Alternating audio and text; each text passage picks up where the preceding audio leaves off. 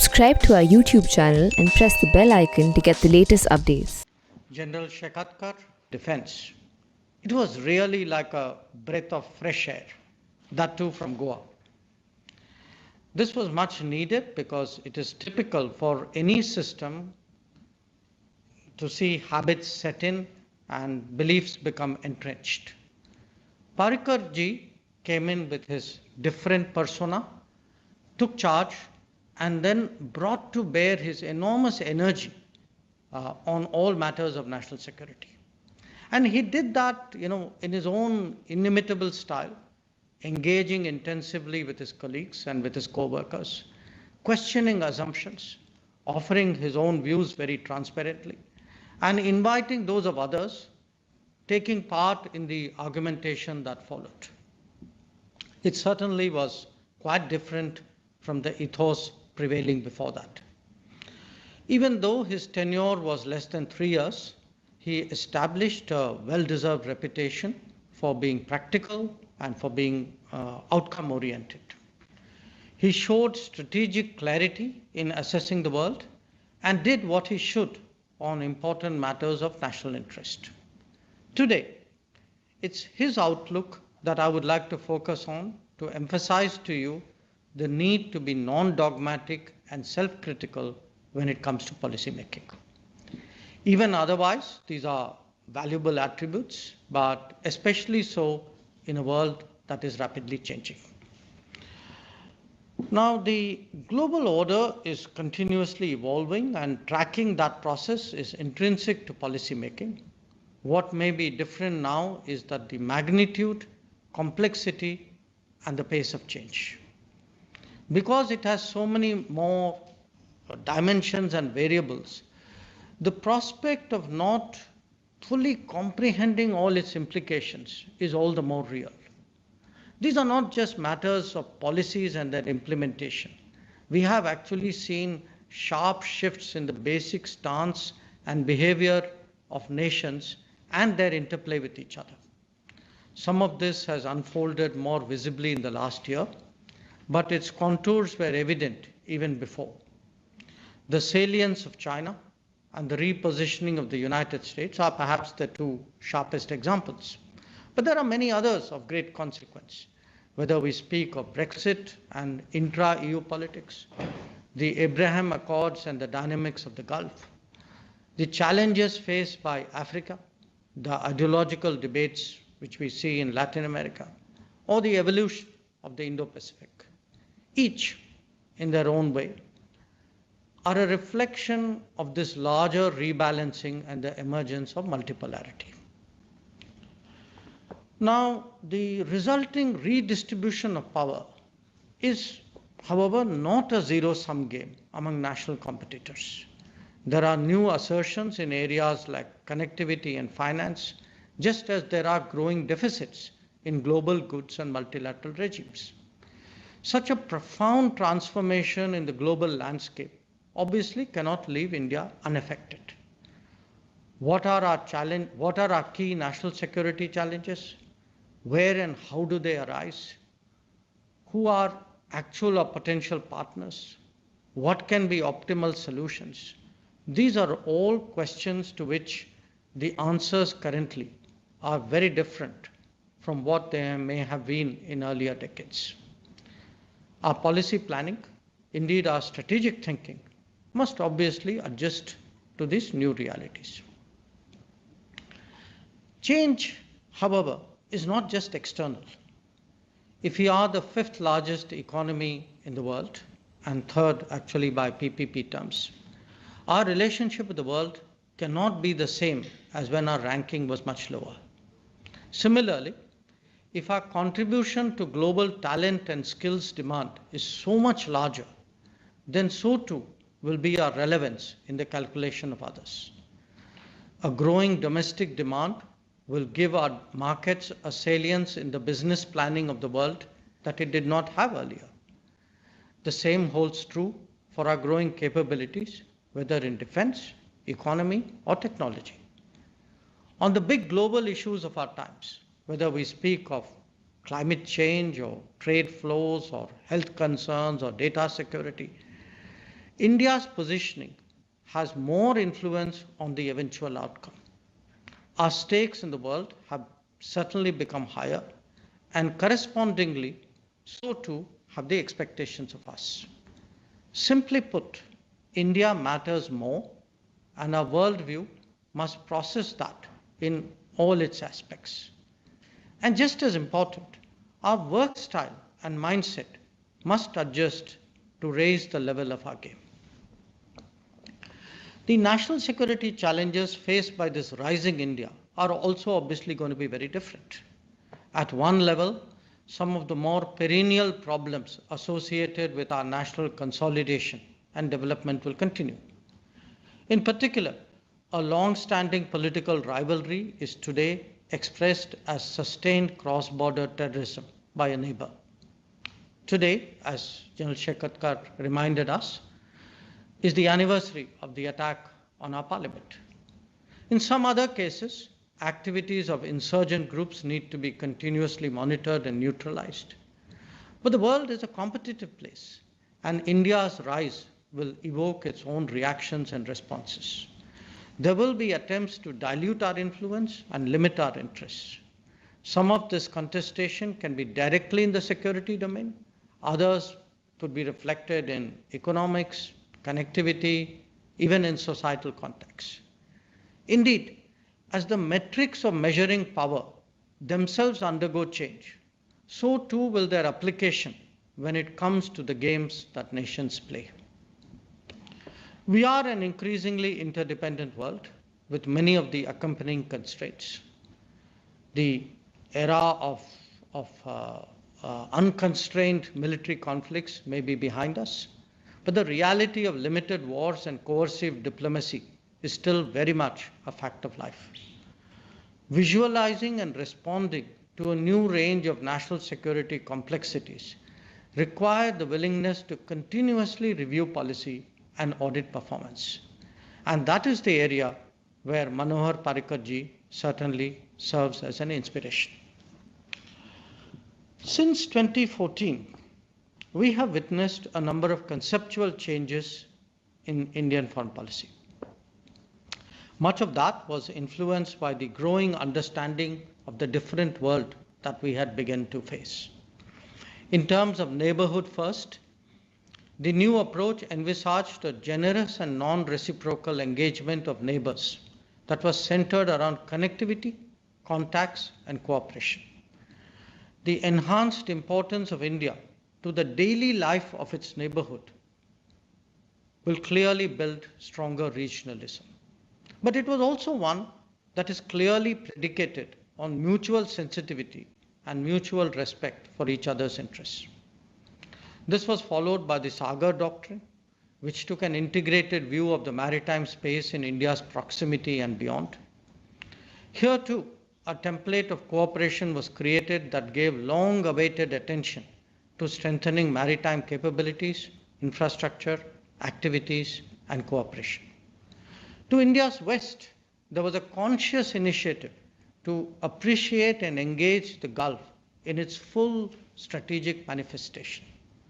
This took the relationship beyond the more limited understanding of the region's energy and diaspora elements to India.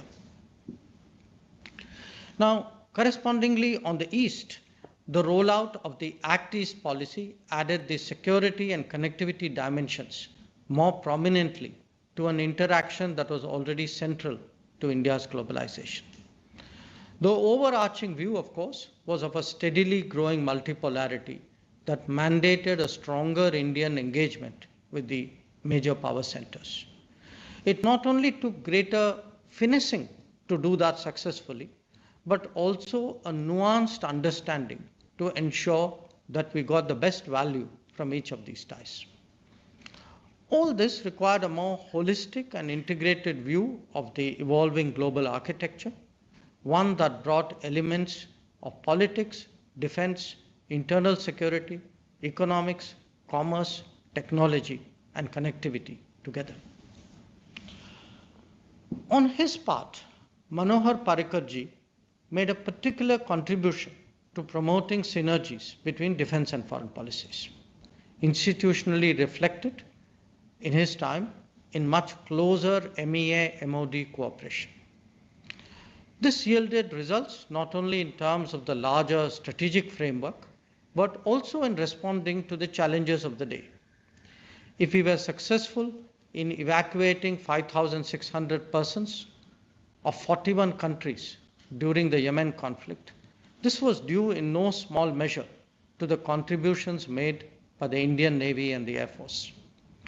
The civil-military partnership was even more strongly in evidence when we responded so promptly to the catastrophic Nepal earthquake in 2015. Indeed, the firm establishment of India's role as a first responder in HADR situations across the Indian Ocean and its littorals was a result of these shared endeavors. That Op Rahat, Op Maitri, or Op Sankat Mochan entered the foreign ministry lexicon so readily, so naturally, spoke volumes of the distance that we traveled during this period. The sense of coordination and shared responsibility that many of these activities reflected grew rapidly as we dealt with different facets of national security.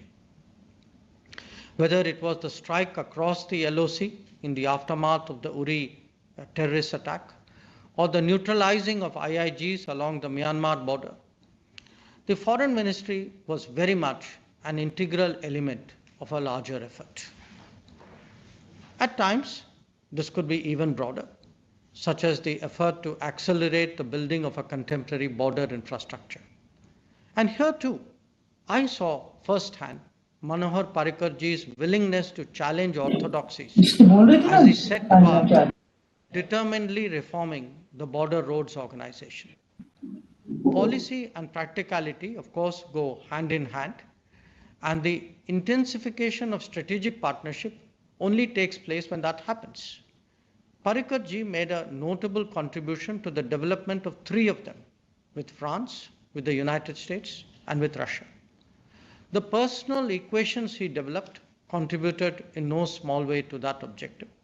Overall, in an era where foreign policy has got more securitized and defense policy has got more strategized, the integrated outlook that he promoted has certainly introduced changes in our working style. So as we look ahead, it is natural to ask ourselves how he would have approached the issues with which we are grappling today.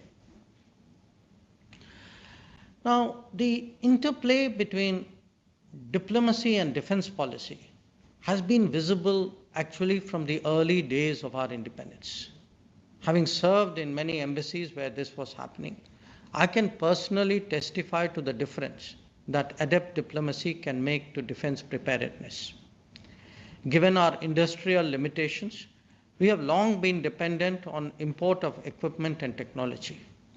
While it is now our endeavor to strengthen defense industry at home, it will nevertheless remain a major consideration in the foreseeable future. Now, it must be credited to Indian diplomacy that over the years, they have allowed the nation to source its defense needs from many suppliers, ranging from Russia and the United States to France, UK, Germany, Israel. We may take this as granted today in a world where commercial interests are paramount. But do remember that it happened through an era where actually political considerations were much more dominant. Indeed, much of our foreign policy energies were focused on developing this access, and our success in doing so should not actually diminish this achievement. Even more challenging was the task of overcoming the hurdles of technology denial that became increasingly problematic after 1974. While they targeted our nuclear and space capabilities, their impact on our defense requirements was also very significant. It is no accident that the resumption of India-US defense trade took place in parallel to the evolution of the India-US nuclear deal. Since then, India's membership of various export control regimes has enhanced the level of comfort vis-à-vis its defense partners. In recent years, the prospect of India participating in global defense supply chains has come closer to reality. Indeed, given the importance of contract designing and engineering, the value of Indian talent has also steadily grown for an international defense industry, focused particularly now on resilience and reliability. The doors that diplomacy has opened could well become India's windows to the world of global technology. As our capacities in the defense domain increase in tandem with an expanding footprint, these considerations will also be relevant when it comes to our own defense exports.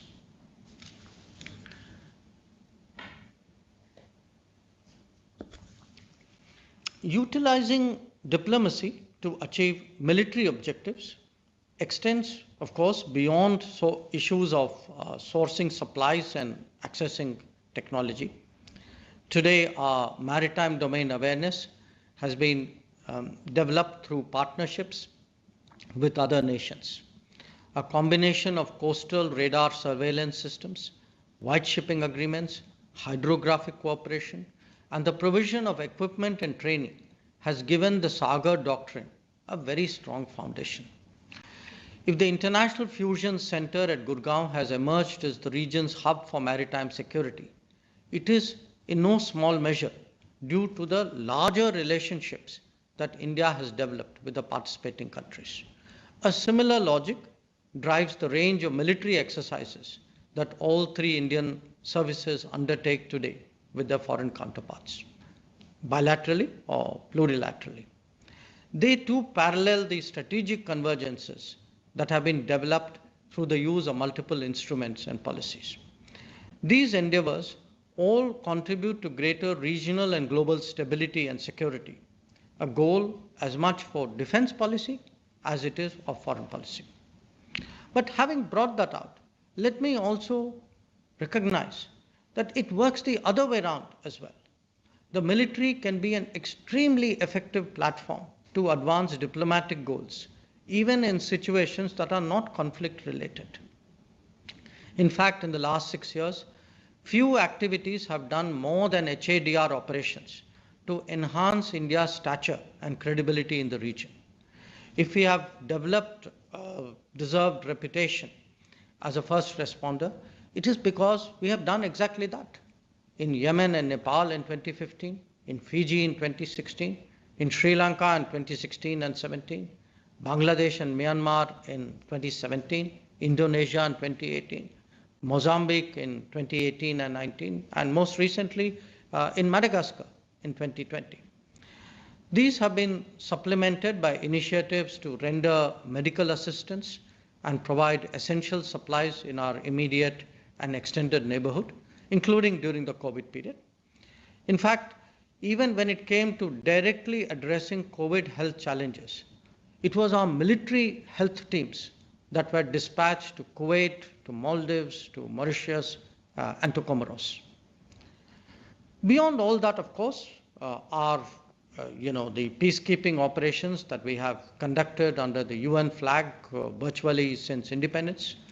Our record of 51 out of 71 UN deployments involving more than 2 lakh military personnel, often in very difficult circumstances, is not only widely appreciated, but has actually contributed, it has strengthened our credentials for the permanent membership of the UN Security Council. If the military training and support teams we have extended abroad have developed goodwill of partners, the policy dialogues and the staff talks have strengthened the sense of convergence as well. Now, however laudable better coordination and stronger partnerships may be, and I have spoken about them at some length, they are still inadequate for the world that we now live in. The complexity of challenges that we face in our respective domains is as important to recognize as the mounting stakes that we have in ensuring better outcomes. This is not just an issue for foreign defense or I would say even national security policy, or even for governments.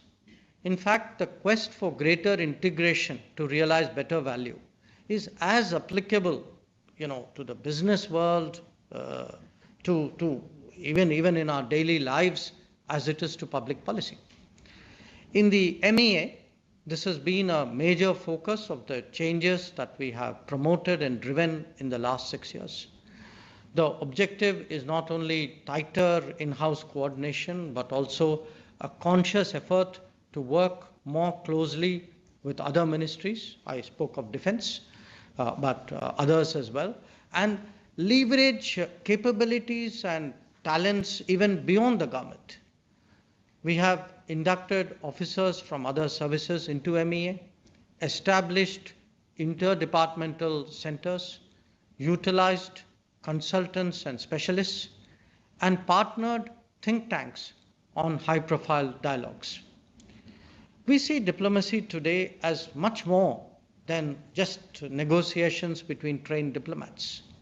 It is as much about creating perceptions and shaping the public discourse.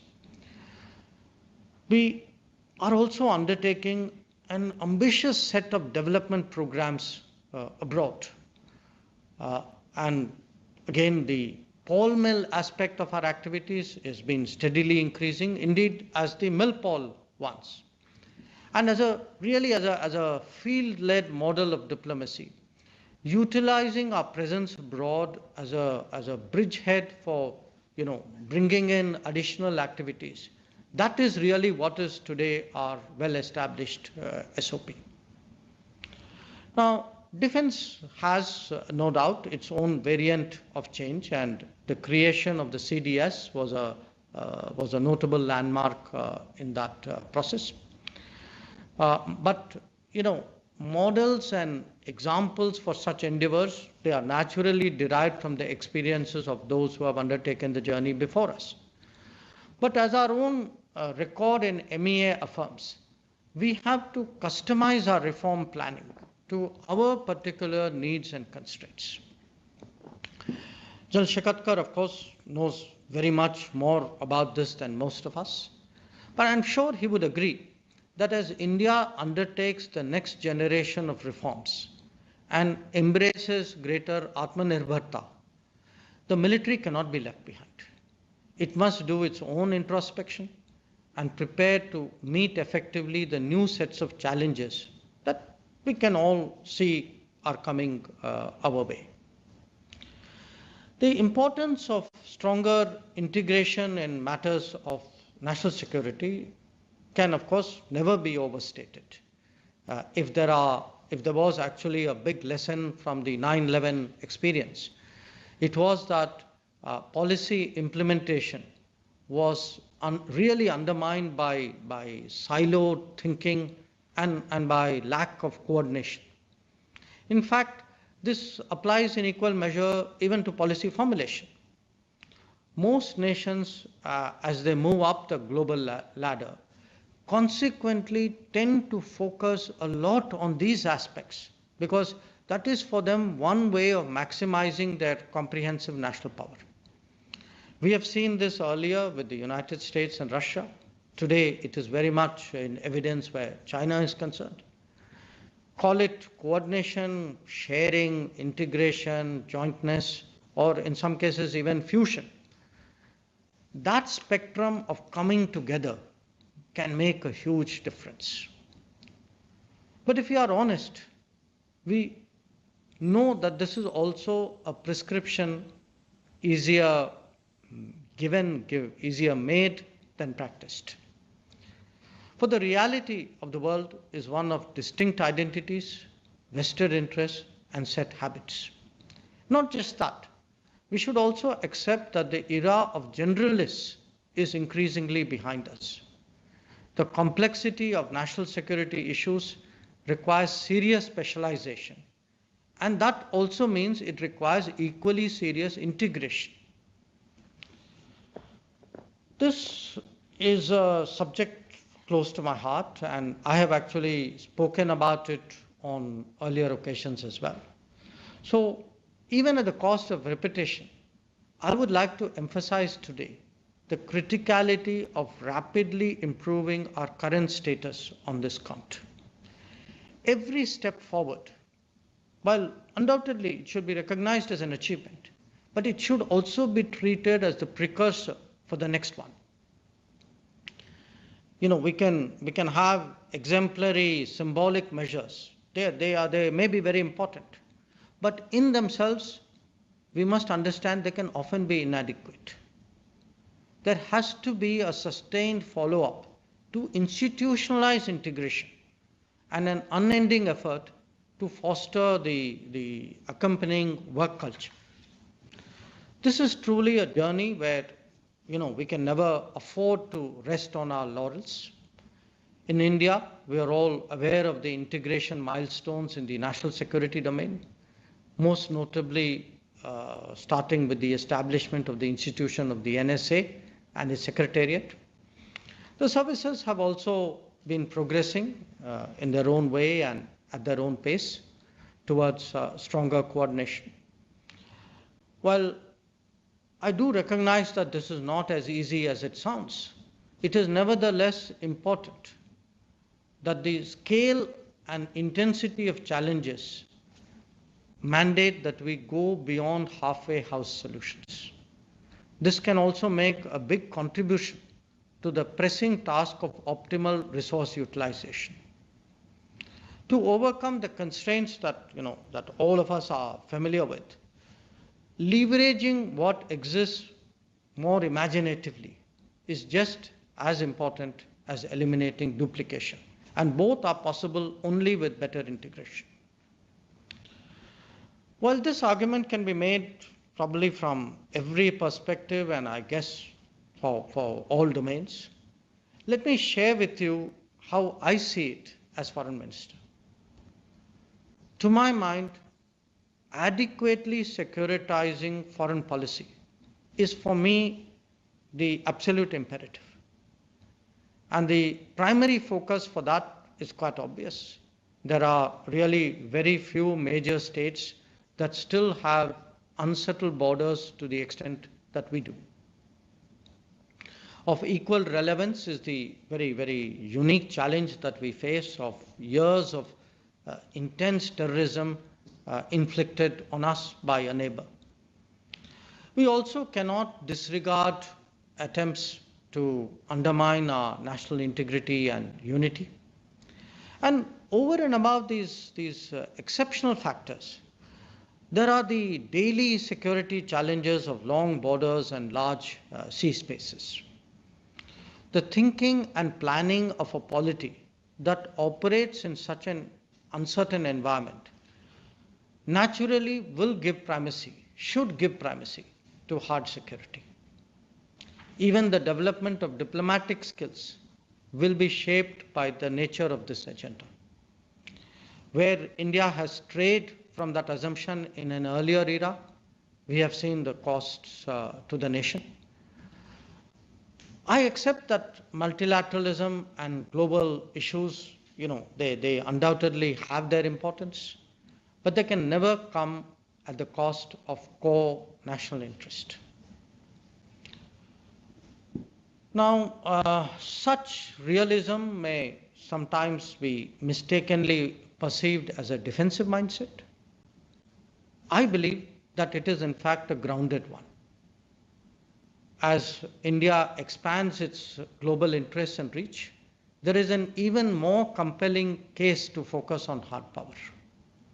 A larger responsibility, whether it be in maritime security, HADR, or peacekeeping, it does call for an updated understanding of the global situation. Encouraging our defense and security agencies to develop a better sense of the world is also necessary because of the vulnerabilities which are created by globalization.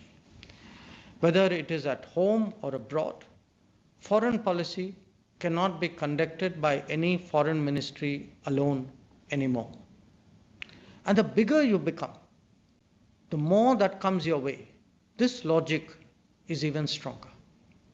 It is only through the osmosis of continuous interaction that diplomats will understand defense and security better, just as soldiers and intelligence will develop a good understanding of world politics. Now, such a case can, indeed should, be made for other spheres as well.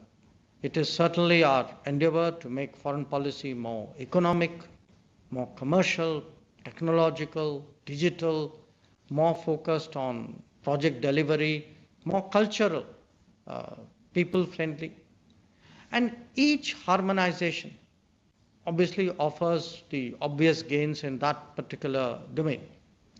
But they also underline what is today the expansion of the concept of power and its application. The world is more interpenetrative, and national frontiers are increasingly inadequate as a defense. Many activities that had only sectoral significance till now are getting politicized, sometimes, I dare say, even weaponized. Whether it is connectivity or trade, data or debt, tourism or education, all of them are emerging as instruments of influence, sometimes even of coercion. So the bottom line is this: we live in an increasingly integrated world. And unless our thinking matches that, as a nation, we will be selling ourselves short. So let me, in conclusion, thank FINS for the opportunity to share some of these thoughts with all of you today. We are in the midst of big change, and that is best advanced through open and vigorous debate. This was very much the temperament of Manohar Parikarji. Our real homage to him would be to make our motherland stronger, more capable, modern, and more secure. Thank you for your attention.